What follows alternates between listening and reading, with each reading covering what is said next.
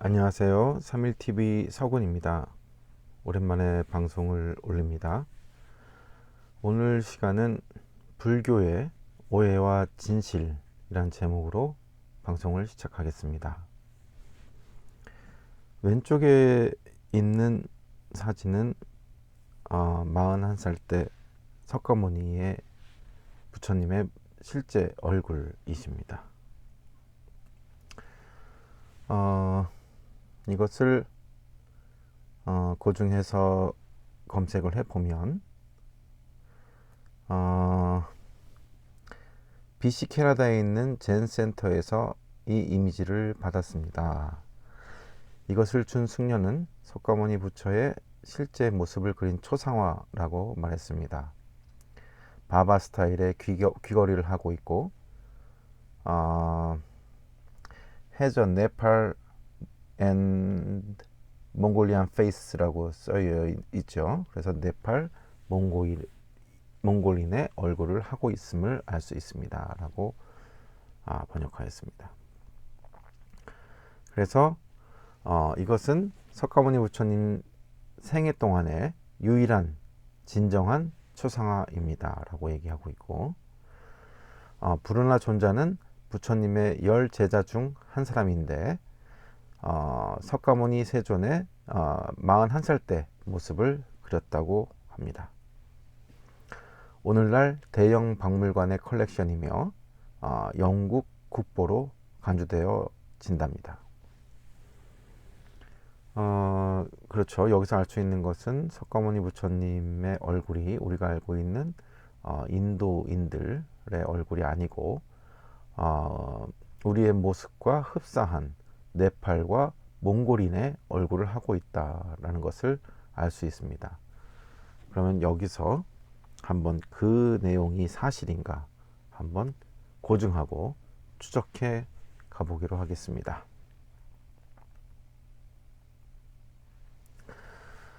The Oxford History of India. 이것을 쓴 것은 빈센트 스미스 교수인데 옥스퍼드 대학교의 그 교재로도 사용되고 있죠. 인도 고고학의 빈센트 스미스 교수, 저명한 그 권위 있는 학자이십니다. 이분은 이 책에서 석가모니는 인도 아리안 계열이 아닌 히말라야 산악지대에서 태어나서 인도로 왔다라고 고증하셨습니다.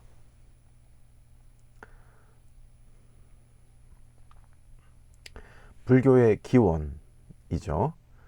이 불교의 기원을 쓰신 분이 미야사카 유쇼라는 분이십니다. 미야사카 유쇼죠. 이분이 이제 불교의 기원에 대해서 말씀하셨는데 이 책에서는 석가족은 비아리아족이며 지리문화적으로 보아서 몽고계 인종이라고 주장합니다. 즉 붓다의 시족은 인도의 베다 문화를 일으킨 아리아족과는 다른 몽고계의 한 부족으로 주장하였습니다. 일본의 저명한 학자시죠. 또 일본 불교 사전을 쓰신 분이죠. 일본 불교 사전을 쓰실 정도면 아주 정통하신 학자십니다. 이야모토 유타카는 불전은 샤카족이 리그베다 이래의 영웅으로 일종족의 선조인, 일종족은 그 태양족을 얘기합니다. 일종족의 선조인 이크슈바크 왕의 후예이며 빨리어로 오카카 왕이라고 하며 감자 왕으로 한문으로 한역하였습니다. 이 왕은 푸르족과 야다바족의 선조라고 하는데 이들은 모두 비아리아계의 부족입니다. 우리가 알고 있는 인도인 부족하고 다르다는 거죠. 그리고 석전의 어머니 마야 부인은 코리아족 출신이라고 하는데 이 코리아족도 문다어를 사용하는 고려인이라고 주장하였습니다. 했습니다. 네, 이 불교에 정통하신 학자들이 이분은 석가모니는 비아리아계이며 코리아죠. 예, 또 우리 그 고려인이라고 주장을 하였죠. 네팔 사람 몽골인 얼굴을 하고 계셨는데 실은 알고 보니까 우리 고려인, 한국인이라고 주장하였습니다. 빈센트 스미스 학자도 그렇고 이런 일본의 불교의 정통적인 학자들이 미치지 않고서는 왜 이분이 고려인이라고 얘기하셨을까요? 석가모니가. 더 보시면 이것은 옥스퍼드 대학교의 그 텍스트에 들어있는 당시 그 지도입니다. 여기 보시면은 그 마야 부인이 속한 그 부족이 이름이 고리족이죠. 예, 고려족입니다. 여기 보시면 분명히 코리아 아니면 꼴리야 이렇게 쓰여 있죠. 그 밑에 있는 이 부분이 이제 샤카족입니다. 샤카족 밑에 이제 룸빈이죠. 석가모니가 태어나신 분이 태어난 곳이 룸빈이라는 것은 잘 알고 있죠. 그러니까 석가모니는 샤카족이고 그리고 마야 부인은 꼴리아족이라는 거죠. 여기 이게 보면 당시의 나라 이름입니다. 바찌국이 있고 바살리국이 있고 네, 그 카시 부족이 있죠. 이런 많은 그 나라 왕국으로 나눠져 있었습니다. 코살라국도 있었고 여기 코살라국 여기 있네요. 코살라국도 있었고 이런 그 많은 나라들이 있었지만 사실은 이건 왕이라고 하고 하여튼 부족 국가였었죠. 그래서 석가모니는 이렇게 샤카족이고 그리고 석가모니의 어머니이신 마야 부인은 고리족, 코리아, 꼴리아 어느게 불러도 그 고려족 이름이 나옵니다. 고려나 고리는 구려나 이것은 전부 다 그 향찰식 그 표현이죠. 그러니까 그 코리가 맞습니다. 꼴리아, 고려가 된 것은 고리에 그 한자를 붙여서 고려가 된 것이죠. 그리고 또 그 발음을 비슷하게 또 향찰을 붙이면 향찰식으로 하면 그 구려가 된 거고 고려는 다 같은 그 말입니다. 그래서 이제 고려에서 오래된 고자를 붙여서 고구려가 된 거죠. 사실은 이 구자라는 것은 많다라는 것을 의미도 합니다. 그런데 실제 우리나라 발음으로는 이 고리가 맞습니다. 고려죠. 그래서 우리는 현재도 고려인데 그게 이제 영어식 표기로 또 코리아가 된 것이죠.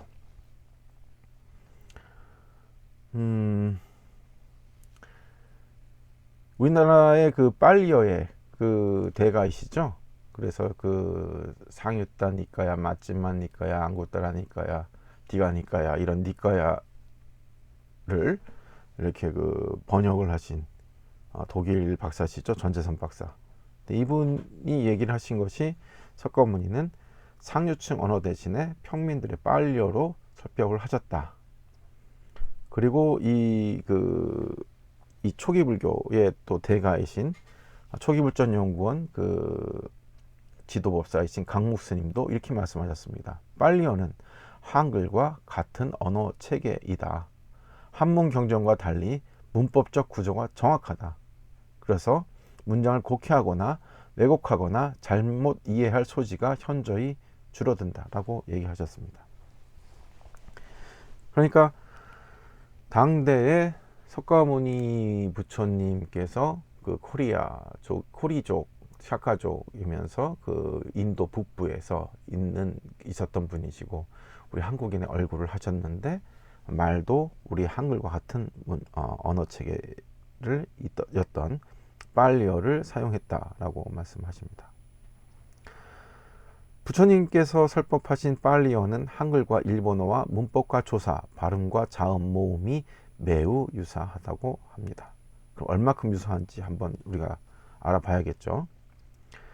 아이우에오는 일본어를 좀 하신 분들은 다 알고 계시죠. 아이우에오 가게구게고 사시스세소 나니누네노 하이우에오 뭐 이렇게 하죠. 아까사타나 하마야라 이렇게 외우기도 하였습니다만, 이렇게 자음과 모음이 매우 유사하게 되어 있다고 합니다. 빨리어가. 그래서 이 타미러는 그 인도의 드라비다족들이 사용했던 언어이죠. 고대 언어인 빨리어와 산스크리트어를 기원으로 합니다. 타미러는. 이 드라비다족들이 그 아리안족들의 그 침입에 의해서 그 인도 북부에 살고 있던 분들이 인도 남부로 내려가게 되죠. 쫓겨 내려가게 됩니다. 또 그분들이 또 스리랑카까지 쫓겨 내려가게 되죠. 그래서 싱할라어와 그 타미러는 인도 원래 고대의 그 북부 사람들이 쓰던 언어였습니다. 그런데 이 싱할라어가 다시 버마어족의 그 모어가 되죠. 예, 그 버마어족은 현대 그 인도네시아 동남아시아의 언어의 모어가 됩니다. 베트남어라든가 또는 그 인도네시아어라든가 또는 그 홍콩어죠. 관동어, 이런 언어들의 모어가 됩니다. 그런데 이 모어가 고대 언어인 빨리어와 산스크리트어를 기원으로 한다라는 거죠. 그런데 이 타미러는 한국어와 어순이 같습니다. 주어, 조사, 동사죠. 영희가 학교에 갑니다.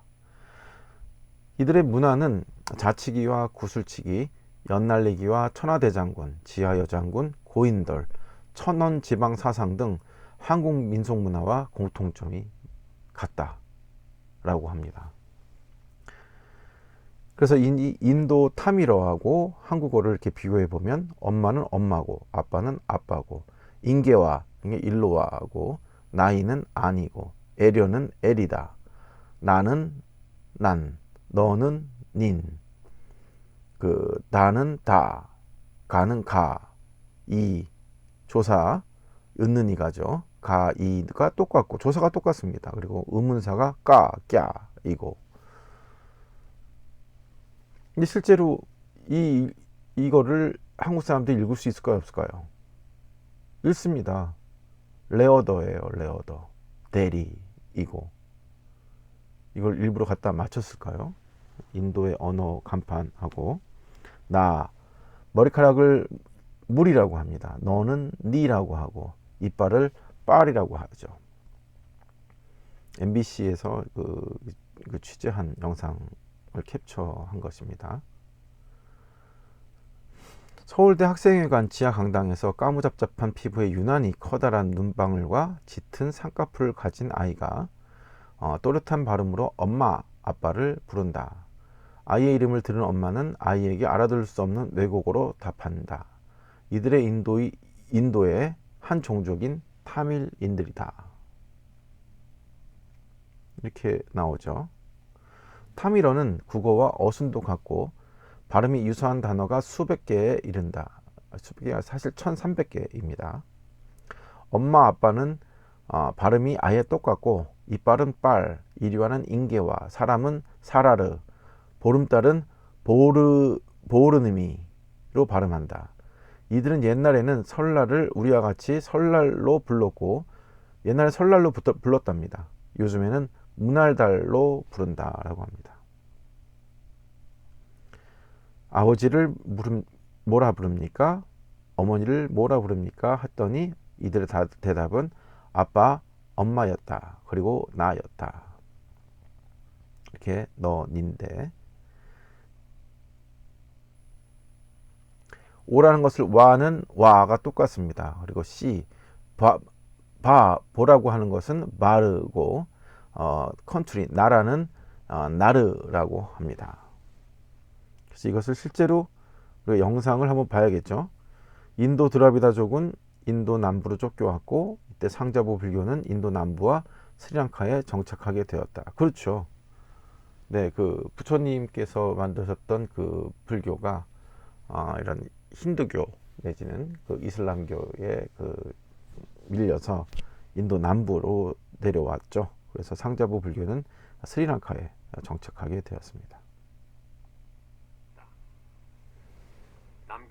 대돌 링가. 이 링가는 시바신의 상징이다. 사원을 찾은 남인도 가족의 유네스코에 지정된 곳입니다.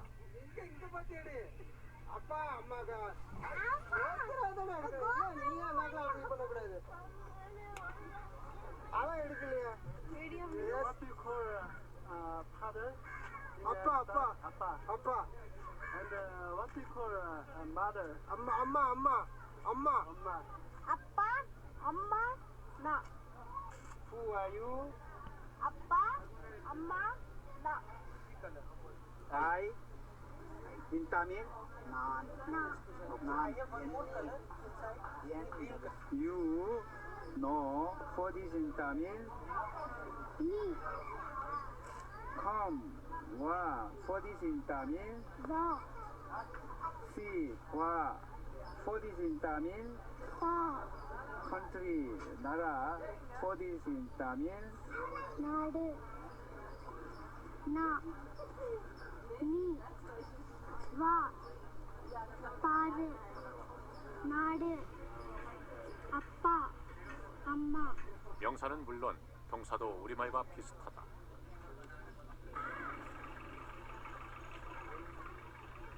남인조 드라비다족의 공용어인 타미러에는 이처럼 우리말과 같은 어휘가 무려 1300여 개. 언어학상으로 같은 어족이 아니면 동사가 같은 경우는 거의 없다고 하는데 우리말과 비슷한 동사까지 있다.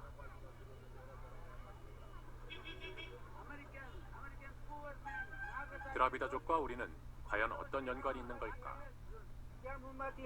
Okay, may I have just brush this? Yes. 드라비다족은 영어는 사용해도 북인도 아리안의 힌디어는 쓰지 않는다. Only one. 12 rupees. 12 rupees. Yes.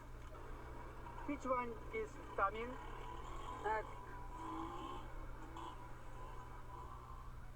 드라비다족이 자랑스럽게 생각하는 타미러는 인도 지폐에도 들어있다. Tamil. 100 rupees. Yes.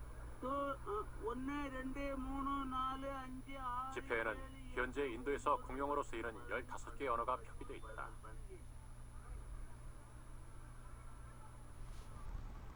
타미러도 그 중에 하나다.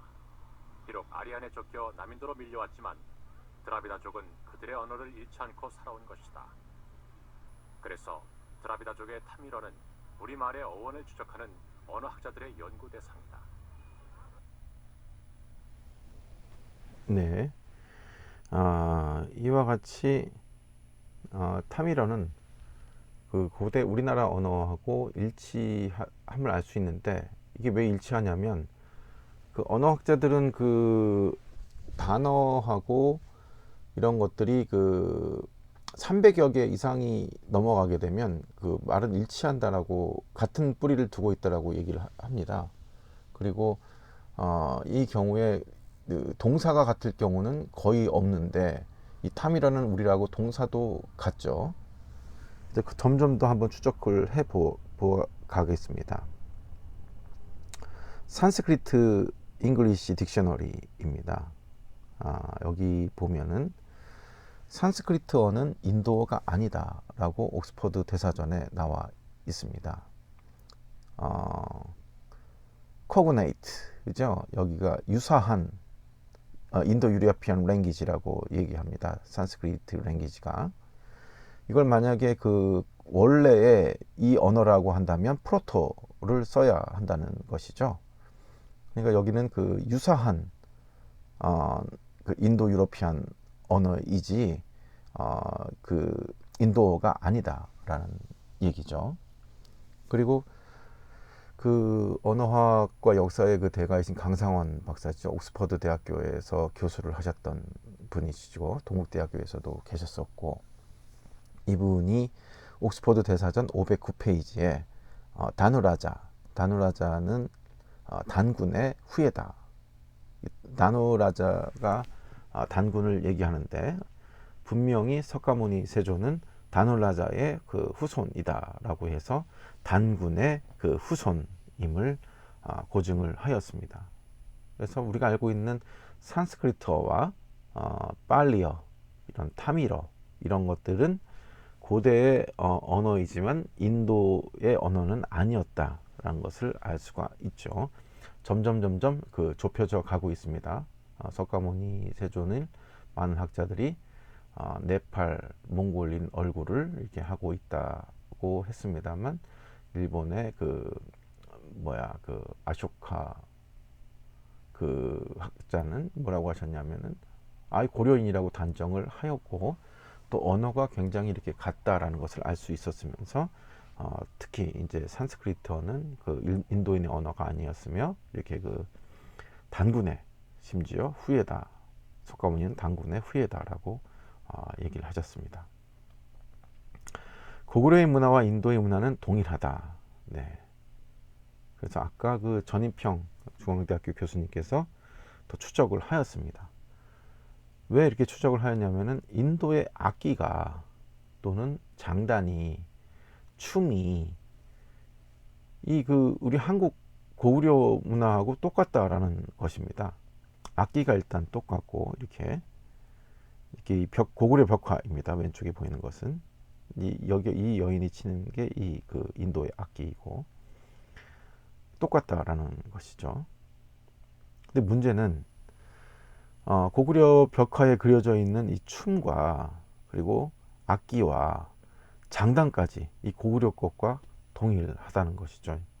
이거 제가 한번 음악을 넣었으면 좋았을 뻔했는데, 그래서 전인평 중앙대학교 국악대학 교수가 20년간 무려 인도를 오가며 고구려 음악의 뿌리를 연구하였는데 동일하다는 것입니다. 고구려 벽화에 있는 이 악기와 이런 모습과 춤의 모습과 라뚜라자의 사원의 이 악기의 모습들이 동일하고, 이때 그 라따라자 신의 이 춤의 모습과 이 춤 추는 영상도 다 있습니다. 고구려 벽화에 있는 이 춤의 모습이 동일한 것입니다. 장단이 같고 악기가 같고 춤도 같고, 고구려 안악 삼어분 벽화에 있는 이 춤의 모습이죠. 이 춤의 모습이, 이것도 고구려 벽화입니다. 이 모습이 인도에 동일하게 남아 있음을 알 수가 있습니다. 샤카무니의 어머니인 마야 부인이 코리아족이며, 남인도의 언어, 문화, 풍속이 동일하며, 남인도의 타밀어를 기원으로 하는 라오스 3국의 민족을 고리족이라고 하며, 지금의 이북 사투리와 어순과 발음이 같습니다. 이렇게 이렇게 다리를 꼬고 이렇게 잠자는 그 합장한 모습이 이 고구려 벽화하고 동일하게 남아 있죠. 이 정도로 같을 수 있을까요? 근데 음악을 들어보면 유튜브에 나와 있습니다. 전인평 교수 이렇게 검색을 해 보시면 그 영상들이 나와 있고, 이 장단까지, 박자까지 다 똑같음을 알고 있습니다. 한번 보십시오. 그래서 이제 또 추적을 했습니다. 이렇게 태국의 치앙마이에 있는 그 라오족, 그리고 라오족과 이 고리족을 찾아가 봤더니, 아니 이게 우리가 어렸을 때 했던 그 비석치기나 또는 이렇게 색동조고리를 입고 참 말을 또 같이 하는 이런 민족에 있죠. 문법과 단어가 일치합니다. 그리고 버마 미얀마어의 기원인 산스크리트와 같다고 학계에서도 이미 주장을 하고 있고, 일본어도 버마 미얀마와 같다고 합니다. 그러나 한국어와는 거의 동일하다라고 하죠. 일본어도 요즘에 우리가 배웠던 앵글로색슨이래. 우리가 우랄 알타이 어족이라고 얘기했지 않습니까? 그래서 일본어도 같은 우랄 알타이 어족이다라고 얘기를 하였습니다만, 요즘 일본 학계에서는 일본어의 기원을 버마 미얀마어에 두고 있는, 남방어에 두고 있는 학자들도 많이 나오고 있고, 주장이 아주 강하게 대두가 되고 있습니다. 근데 우랄 알타이 어족이나 사실 버마 미얀마 어족의 뿌리가 사실 하나이니까 당연한 것 같습니다. 그래서 이 라오족의 풍습은 우리 고리족, 고려인과 똑같습니다. 색동조고리를 입고 있고 비석치기를 하고 있죠. 그래서 이걸 또 추적하신 분들이 계십니다.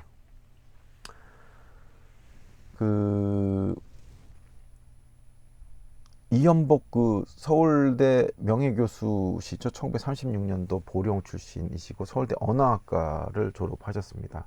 영국 런던대 박사학위셨으면서 음성학회 명예회장이시죠. 그러니까 언어엔 대가십니다. 영국 엘리자베스 여왕으로부터 CBE 훈장도 받았고 이렇게 훌륭하신 분이신데, 이분이 실제로 김치를 먹고 색동옷을 입는 태국 북부 고산지대의 라오족과 한글과 라오어는 놀랄 만큼 닮았다라는 것을 밝히셨습니다.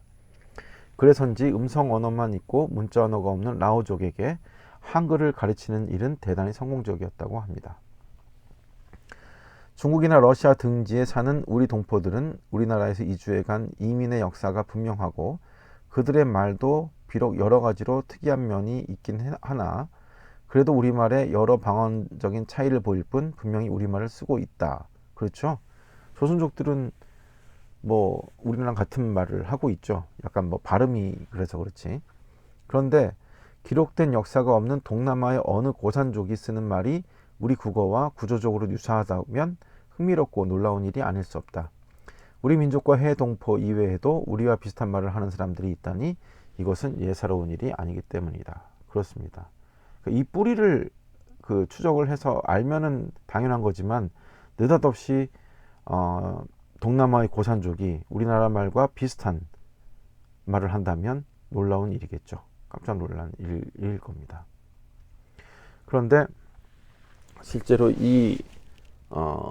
의학적으로, 과학적으로 또 고증을 해봤습니다. 가톨릭 대학의 미생물학 교실팀이 라오족의 혈청에서 백혈구를 검사한 결과 한국인 등 몇몇 민족만이 가지고 있는 HLA B59가 발견됐다고 합니다. 그러니까 한국 사람만이나 이런 동이족이 갖고 있는 이 백혈구 항원이 일치가 된다고 하는 거죠. 그래서 라오족은 민속 음악에 있어서도 한국의 민요와 맥을 같이 하고 이것은 중앙대학교 전인평 교수가 확인하였습니다. 라오 셀레의 민요를 듣는 순간 온몸이 얼어붙는 듯 등골이 오싹해진다. 도무지 믿기지가 않는다. 이게 웬일일까? 수만리 떨어진 태국 북부의 산속에서 흡사 강원도 안악내가 푸념하듯 내뱉는 소리가 그런 노래가 들려오고 있기 때문이다. 이것은 가사만 바꾸면 그냥 강원도 민요다. 노래의 장단, 노래의 시작하고 끝나는 법, 특히 잔잔한 우수가 깃든 음악의 정서가 완전히 일치한다. 이러한 상관관계를 어떻게 설명할 수 있단 말인가? 라우어로 너래는 한국어 너는과 같다. 특히 라우어는 그 구조가 한국어에 매우 유사하다. 소설가이며 문화탐험가인 김병호 박사는 라오족을 고구려의 유민으로 보고 있다. 고구려의 유민. 사실은 이건 아니죠. 사실은 나당 연합군에 멸망한 고구려의 유민이 당나라의 포로로 끌려갔다는 삼국사기와 수만 명의 고구려 유민이 당군에 쫓기다가 운남성 부근에서 사라졌다는 중국 사서의 기록을 근거로 그들 중 역경을 딛고 남으로 내려온 고구려의 후예가 바로 라오족이라는 것이다. 이분도 일설이죠. 사실은 티베트 북부의 드라비다족이 밑으로 내려오면서 사실 버마 미얀마 어족의 모어가 싱할러 타밀어입니다. 스리랑카어죠. 그렇게 해서 이제 큰 역사에서 이렇게 내려왔지 1편에 이렇게 이런 설은 그냥 일설에 지나지 않는다고 저는 생각을 합니다. 따라서 그들이 쓰는 말 역시 고구려 유민의 언어, 즉 우리말의 일종이라고 본다. 캘리포니아 대학의 메티소프 교수는 라오말의 구절 구조는 일본어와 한국어에 대단히 유사하다고 하였습니다. 그러면 라오어가 우리말과 어느 면에서 유사하며 어떠한 특징을 가지고 있는지 살펴보기로 한다. 너래 까올리로 까이베요는 너는 한국으로 간다 라는 뜻이다. 너래 까올리요 까이베요. 우선 이 문장을 이루는 낱말의 배열 순서가 주어, 보어, 수로로 한국어와 일치한다. 그리고 한국어와 마찬가지로 술부의 동사가 문장의 끝에 온다. 영어라면 You go to Korea 이니 수로가 바로 주어 다음에 오게 된다. 독일어나 중국어도 마찬가지다. 너래의 너는 우리말의 너라는 대명사와 형태가 매우 유사하다. 더욱 놀라운 것은 주격조사 레이다. 이는 북한 과거 고구려 사투리에서 내래, 너래 할 때의 주격조사와 연관시켜 볼 수 있을 것이다. 그렇죠. 내래 동물의 날래날래 하라오 뭐 이런 말 하지 않습니까? 그 레가 그 조사인 거죠. 주격조사. 동작의 방향을 나타내는 로로 현대 국어에서도 서울로, 김포로에서와 같이 일상 쓰이는 조사의 형태와 기능이 일치한다. 간다는 뜻의 라오말의 까이도 한국어의 가다와 비슷하다. 까이, 가다. 까오리는 중국이나 태국 등에서 고려를 뜻하는 말로서 우리나라를 말한다. 까오리라고 하죠.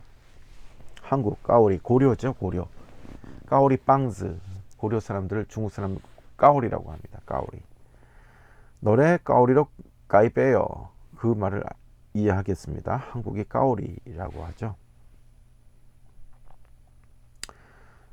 이게 바로 라오족의 그 고사입니다. 돼지 머리를 이렇게 해놓고 우리나라 그 고사 지내는 모습하고 어쩜 이렇게 똑같습니까? 우리도 그 개업을 하거나 할 때 이렇게 고사를 지내죠.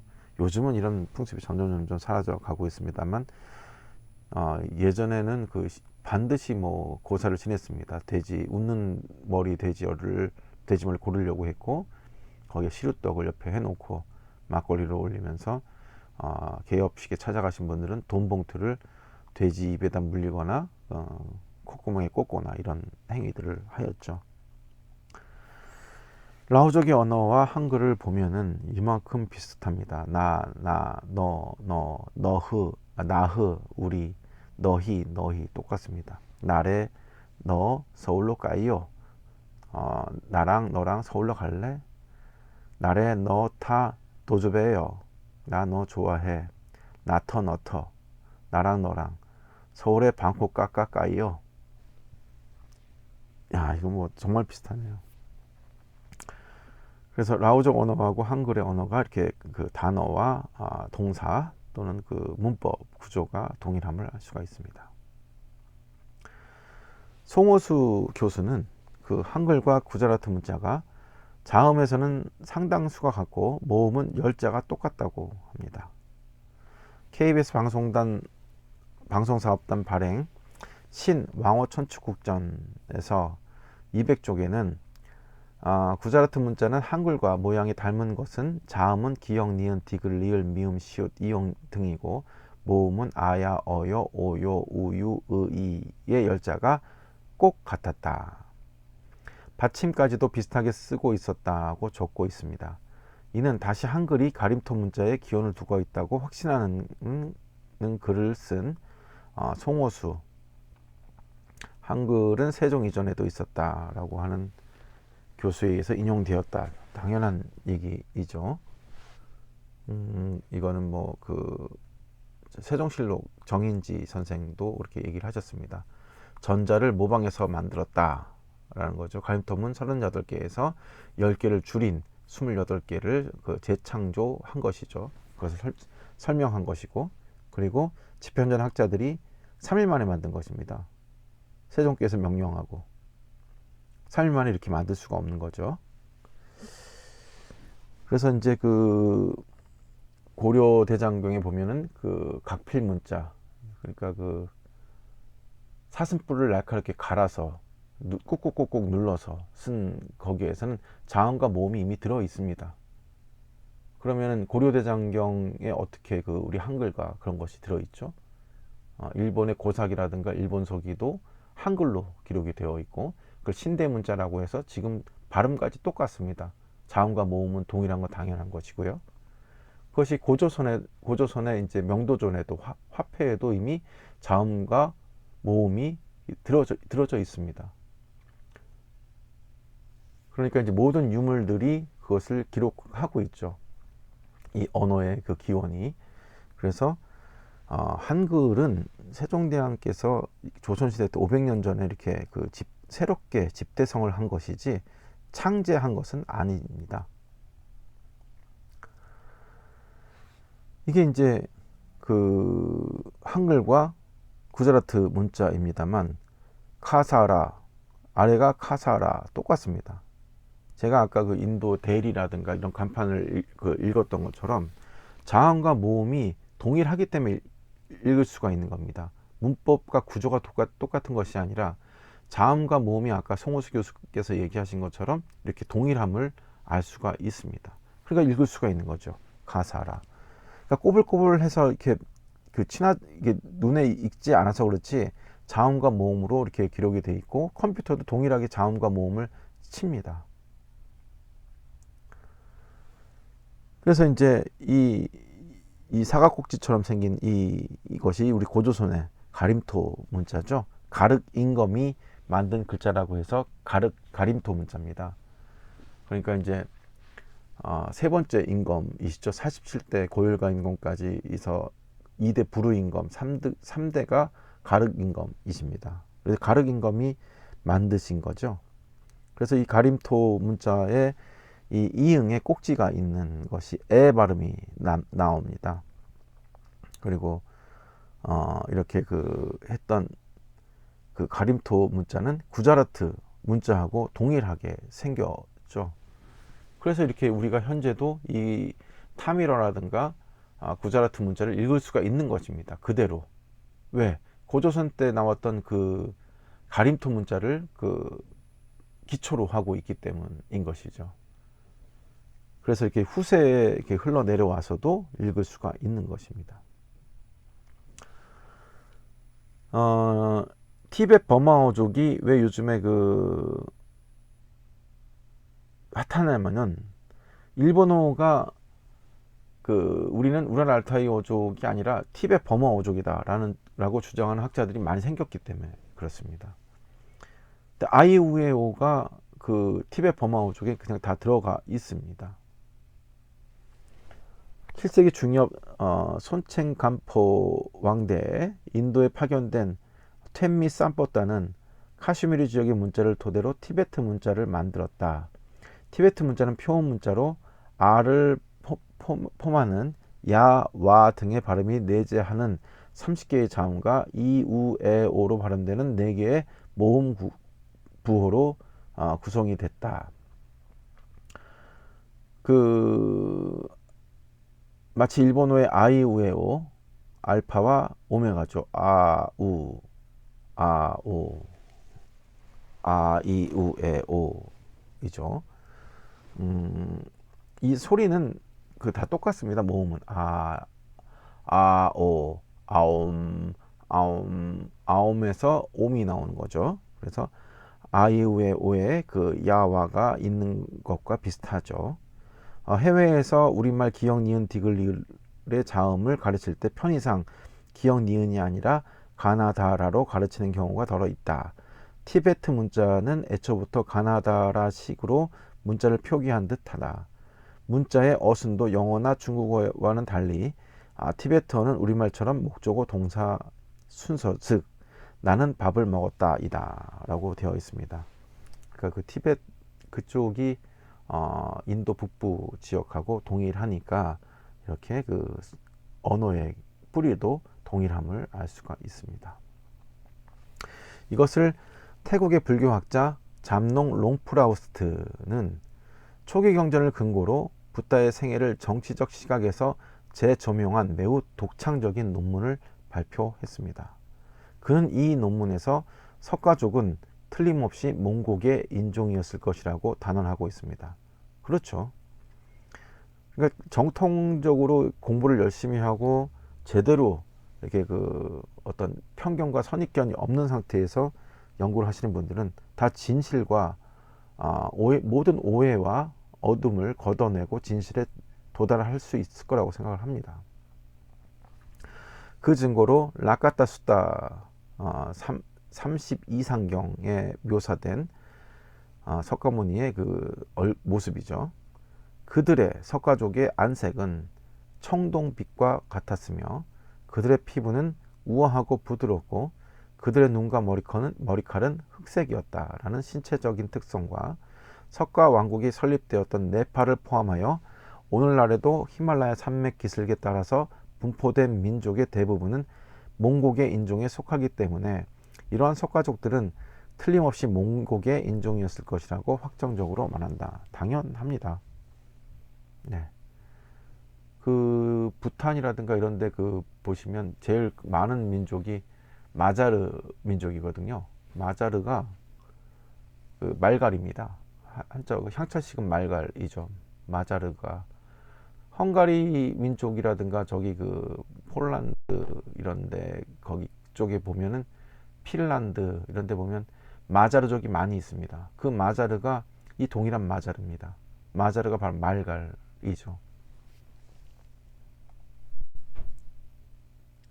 마자르 말갈이라고 해서 그 우리 한민족하고 다르게 생각할 필요가 전혀 없는 것이 흑수 말갈이라고 하지 않습니까? 말갈이 몽골입니다.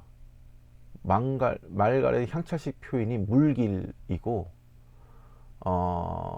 말갈, 물길, 몽골이 어원이 같습니다. 마자르도 마찬가지고 그거를 메르키르라고 하죠. 메르키르 영어로 쓰면 메르키르족도 마자르도 다 동일한 그 민족입니다. 그러니까 우리가 그 마자르가 바로 말갈이 여진족이죠. 여진족이 바로 만주족입니다. 숙신족이고 주스 주신이죠. 여진 주스 주신이 원래 조선입니다. 같은 그 언어의 뿌리를 가지고 있습니다. 같은 민족임을 저희는 알아야겠죠. 그것이 이제 예를 들자면 코카콜라를 한자로 향차식으로 붙이면 가구가락이 되는 거거든요. 가구가락을 해석하면 안 되죠. 그러면 얘기 안 됩니다. 그 우리나라의 백제성 수도였던 그 사비성이 향차식 표현이죠. 원래 우리나라 말은 사불입니다. 사불이. 네. 그리고 설아벌, 서벌, 세벌 이것이 이제 향차식 표현이 경주인 것이죠. 이제 그래서 그런 그 발음이 계속 바뀔 수밖에 없는데 그 시대적인 그 연결되는 선을 봐야 되지 한 점을 봐서는 그 이해할 수가 없습니다. 그리고 석가모니가 인도에서 달마대사로 역시 인도에서 태어났다고 하지만 사실은 그렇지 않다라고 하는 거죠. 불교의 역사도 정사를 통해 살펴보면 알 수 있다라고 합니다. 그럼 그 정사가 뭐냐면 바로 중국 인명대사전이죠. 이 가장 오래된 그 중국 인명대사전입니다. 그러니까 이제 모든 그 이름에 대한 그 기록이 고대에서부터 이렇게 쫙 연결되어 와 있는 것입니다. 그래서 정사 중에서도 계속 아주 권위가 있는 것이죠.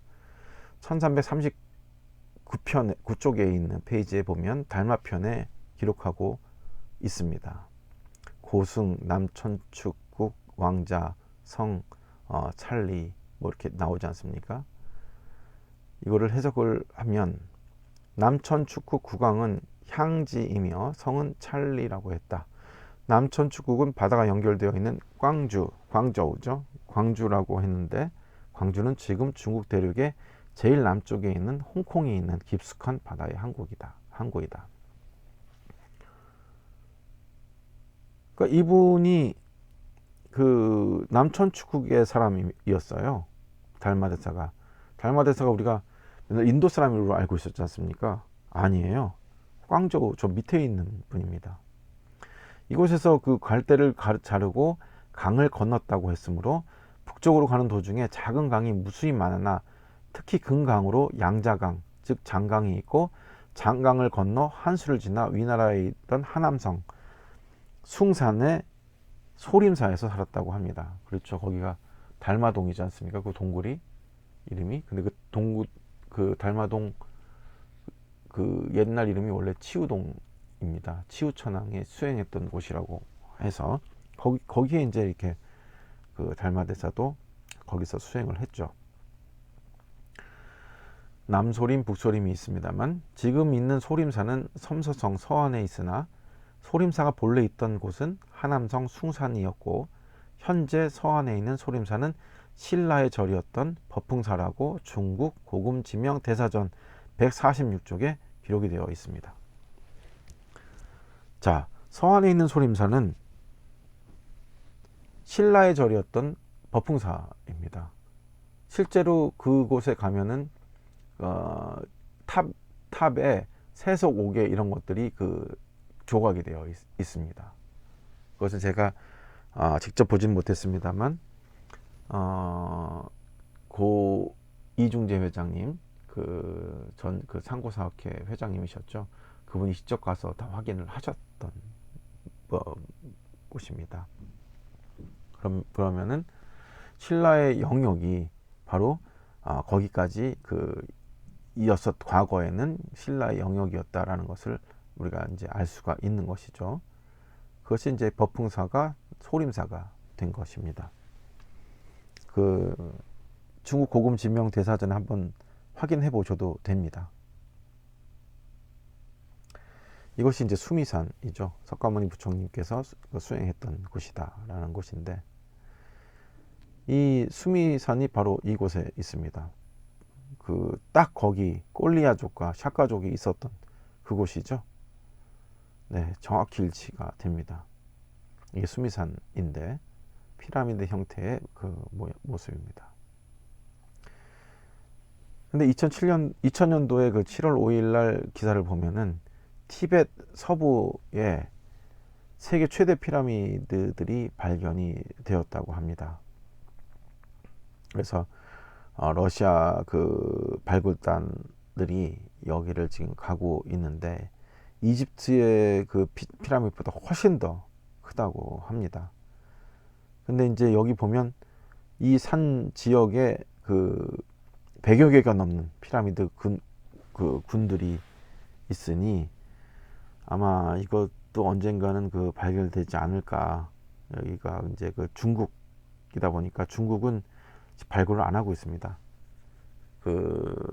시안에 있는 고구려 우리 본분들 거기에 12,000개 피라미드 대규모 군락지가 있는데 거기서 전혀 발굴하고 있지 않습니다. 그러니까 발굴하고 열면은 고대의 역사는 우리 한민족과 연결이 되는 것을 알고 있기 때문에 이런 것들을 발굴을 하진 않고 있죠. 근데 언젠가는 발굴이 되고 진실은 드러날 것임을 알 수가 있습니다. 이걸 통해서 보면은 여기가 이제 바로 룸비니 입니다. 석가모니 부처님의 묘소가 있는. 근데 여기 보면 우리나라 한민족 사상이 있죠. 이걸 민공해석에서 제가 들어가서 봤는데 여기 보면은 하늘은 둥글고 땅은 네모나다. 천원지방 사상, 우리 한민족 사상이 여기에서 그대로 조성이 되어 있음을 알 수 있습니다. 커다랗게 어마어마하게 크게 동그랗게 이렇게 만들어 놓고 여기에 작은 동그라미들 이게 사각 안에 들어가 있죠. 천원지방이죠. 이렇게 지금 조성들이 되어 있습니다. 저는 이걸 보고 소름을 끼쳤어요. 제가 구글 지도 어스에서 들어가서 확인을 해 보니까 역시나 추론한 대로 그대로 다 이렇게 이루어져 있죠. 그래서 하늘은 둥글고 땅은 네모나다라는 것이고 부처님의 무덤을 보면 우리 한민족 무덤하고 똑같습니다. 적석총으로 이루어져 있죠. 천원지방 사상에 고조선 무덤 양식과 고구려 무덤 양식과 동일합니다. 백제의 무덤 양식도 그렇고 동일하게 이렇게 적석총으로 이루어져 있습니다. 큰 규모이고요. 스투파죠. 탑이죠. 이제 사리들을 모아 있는 곳인데 여기도 보면은 하늘은 둥글고 땅은 네모난 탑도 그렇게 만들었습니다. 고조선 양식의 탑 양식과 동일하죠. 그래서 이제 스투파를 봐도 알 수가 있고, 룸비니와 석가모니의 묘는 한민족의 특징인 천원지방과 적석총으로 이루어져 있음을 알 수 있습니다. 그리고 많이 보신 모습 아닙니까? 이게 룸비니에 있는 그 나무에 그 장식되어 있는 모습인데, 석가모니가 태어난 무수에는 한국의 성황당 모습으로 이렇게 똑같죠? 장식이 되어 있습니다. 참, 그러니까 이 역사는 점으로 보면 절대 알 수 없습니다. 끊임없이 추적을 해 나가서 손으로 보는 이렇게 그 진실된 학자들만이 이런 내용들을 알 수가 있는 거죠. 여기서 이제 방점을 찍은 것이 지금 영국의 케임브리지 대학교의 석좌 교수인 콜린 램프루 교수입니다. 우리나라에서도 서울대학교를 비롯한 그 많은 대학에서 이분 콜린 램프루 교수의 그 현대 고고학이라는 이 책을 가지고 교재로 사용을 하고 있습니다. 고고학 공부하는 학생들이나 사람들은 다 내용을 알 수 있을 텐데, 이분의 그 주장을 보면 프로토 아리안, 즉 그 인도 유러피안의 원조를 추적하는 과정에서 현재의 인도 유러피안들의 조상은 9,000년 전에 중앙아시아 또는 아나톨리아로 이주해 온 아시아계 사람들이라고 합니다. 9,000년 전이죠, 무려. 그 고조선 시대를 일단 넘어서 47대 그 고조선을 넘어서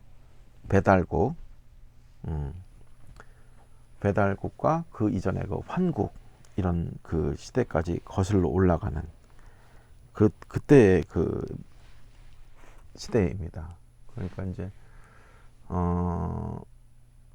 그러니까 실은 버클리 대학의 교재에 보면은 11,000년까지 그 얘기를 하고 있습니다.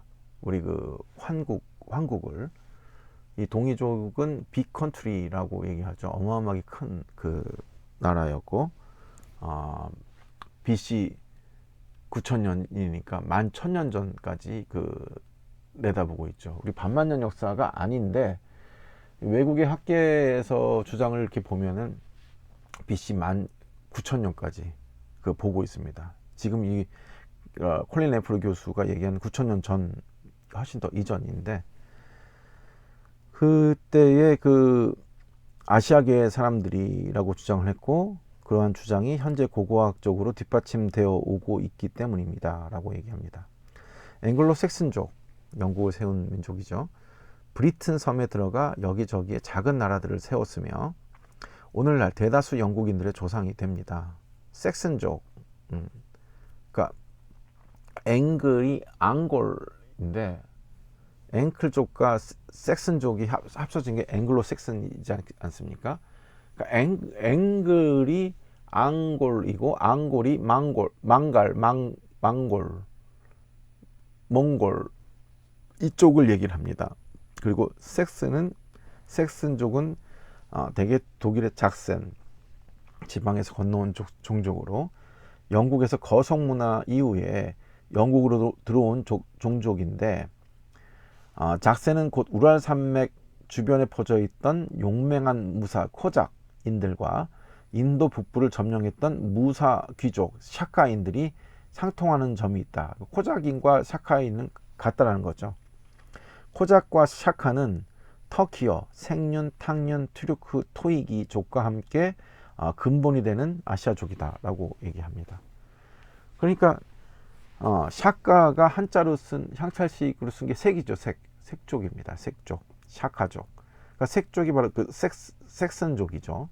작센족이고, 그러니까 앵글로 섹슨족의 기원이 바로 우리 한민족 내지는 그 우리 동이족이라는 거죠.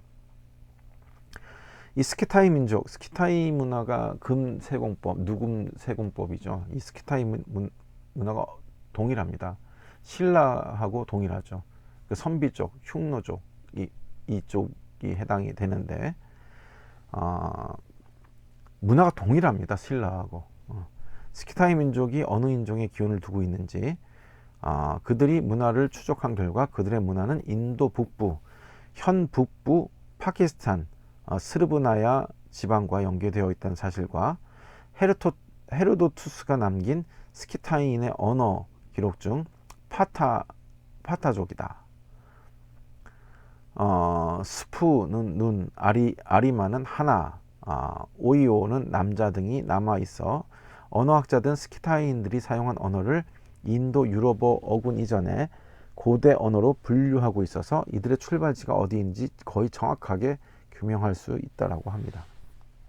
그래서 이 콜린 램프르 교수 이 책을 저도 읽어봤습니다만 굉장히 전문적이고 과학적이셔요.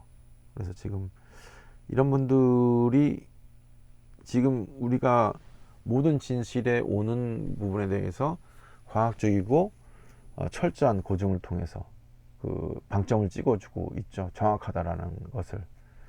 그러니까 이제 이런 가설과 추론이 다 고증이 돼서 퍼즐의 합이 맞춰져 가고 있는 것이죠.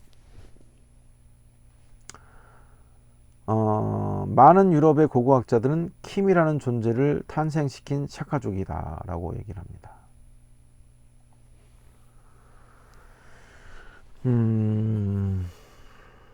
킴이라는 이름은 올드 노즈 지역의 북부 지역이라는 거죠. 지역에서 유래했다면 그것은 바이킹과 켈트족과 관련이 있다는 것은 명확합니다. 그렇죠. 이 켈트족이 바로 그 유럽의 스코틀랜드 지방에 있는 분들인데 우리 한국 민족하고 일목삼실어라든가 고인돌 문화라든가 이런 것들이 거의 동일합니다. 바이킹도 마찬가지죠.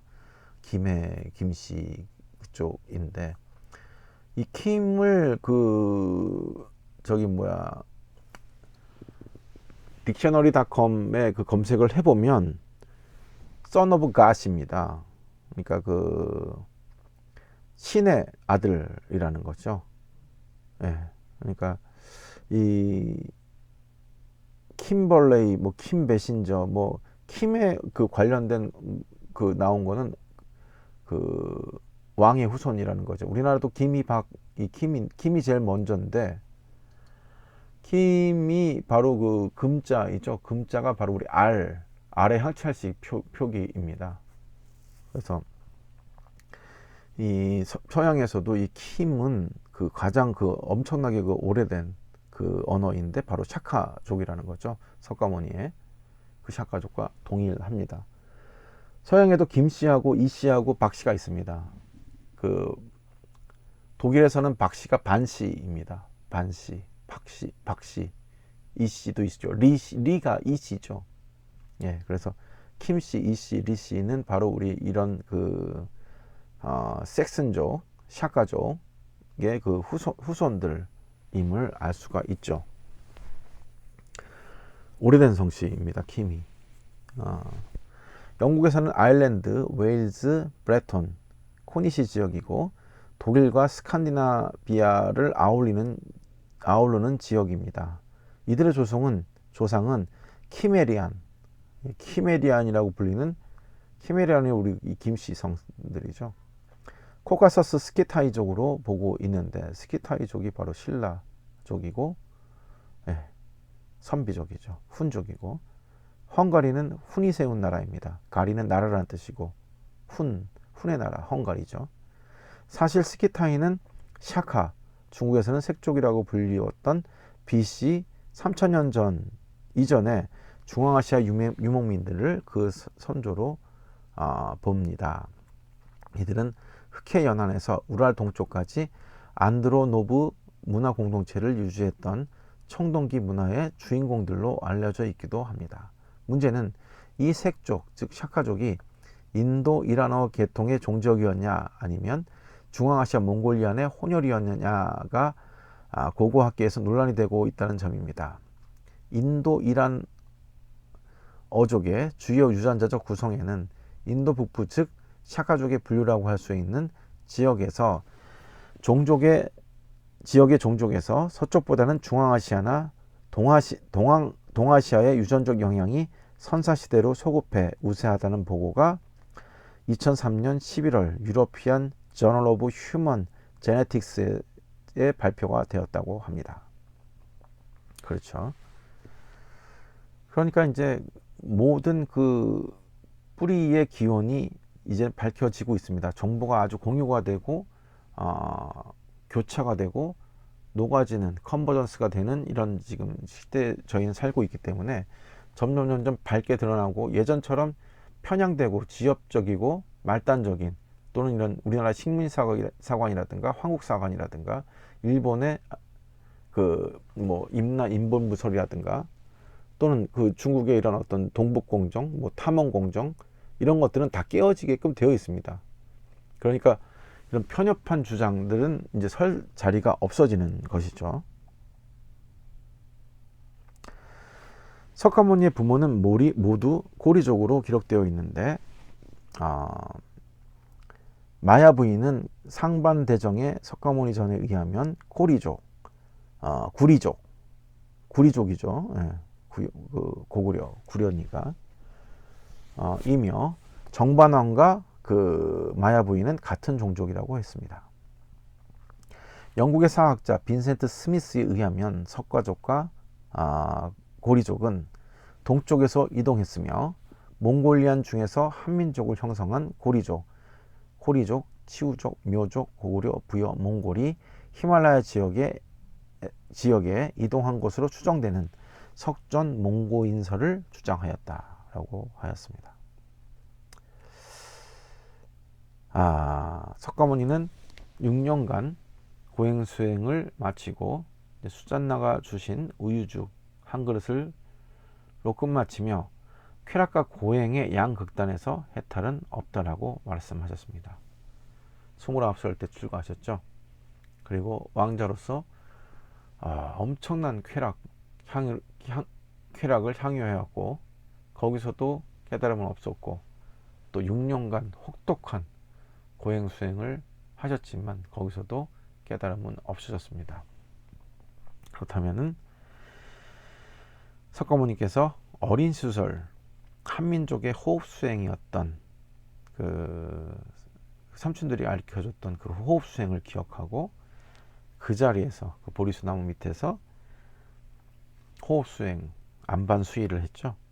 아나파나사티인데 들숨 날숨경입니다. 이것은 우리 한민족의 수행법이었죠. 거기서 사선정과 그 정멸의 그 멸진정, 초선정, 이선정, 삼전정, 사선정을 올라가시고 멸진정을 이루시면서 정멸을 이루시고 상수멸을 득하셔서 해탈을 하셨고 해탈지견에 이르셨고 그리고 열반을 이루셨습니다. 석가모니는 이 우주를 창조하거나 만드신 분이 아닙니다. 근데 석가모니가 무슨 신 이상처럼 이렇게 여겨지고 있죠. 석가모니는 디가니까야 법망경에 보면은 이 우주 인드라망을 다 그대로 인정하셨고 나 이전에 500부처가 있었고 나 이후에도 부처가 있다 라고 얘기하셨습니다. 그러니까 이 세상의 그 형이상학 리의 세계와 이 형이하 기의 세계 이 세계를 무라일치하셔서 그러니까 공무변처 무한한 공간이 없다라는 걸 알게 되셨고 식무변처 모든 걸 다 깨달으셨던 거죠. 모르는 게 없어지신 거죠. 이 우주의 근본 비밀 질서 섭리를 다 알게 되셨고 그래서 무소유처 이 세상에 것은 소유할 것이 없다라는 거죠. 무라일체가 되셨고 모든 걸 다 알았는데 소유할 것이 없고 비상비비상처 그 이상 더 하늘이 없는 모든 것을 알아내신 분이시지 열반이란 것은 이것을 내가 이 우주를 창조하고 뭐는 이런 개념은 아닙니다. 그래서 해탈 열반은 이 윤회에서 벗어나는 것이고 그러려면은 진리를 관통해서 알아야 된다는 것이죠. 오늘 방송에서는 석가모니는 우리 한민족이었다. 우리 동이족이고 우리의 선조였다. 것을 확인할 수 있었습니다. 감사합니다.